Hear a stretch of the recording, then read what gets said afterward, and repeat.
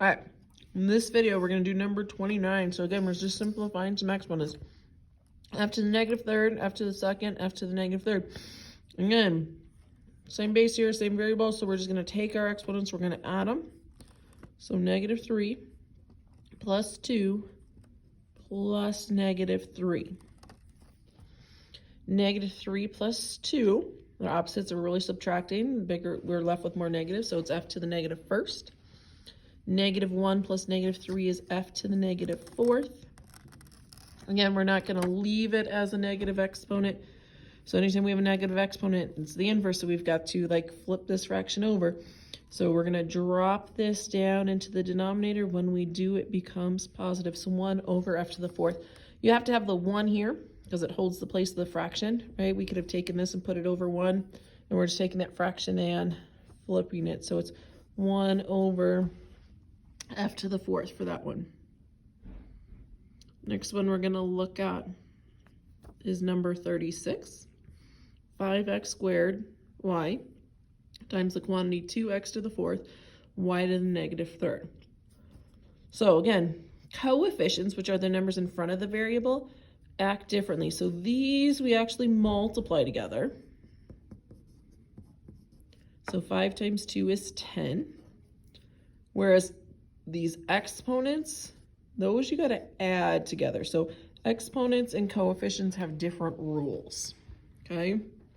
So 2 plus 4 is 6, so 10x to the 6. There's no number, it's a 1.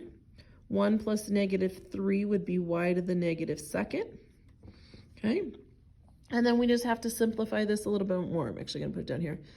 10x to the 6 is going to stay up here. Y is to a negative second, so we have to move our negative exponents to the opposite spot. It was in the numerator, it becomes in the denominator. So this is 10x to the 6 over y to the second.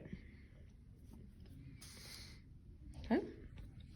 Number 38 looks super intimidating because it's long and we've got fractions and we've got a negative exponent.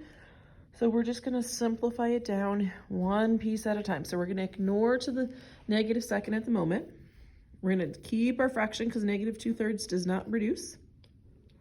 We're going to subtract, right? When it's division, we subtract our exponents. A to the third divided by a to the second. We got to minus them. 3 minus 2 is 1. So this becomes a to the first.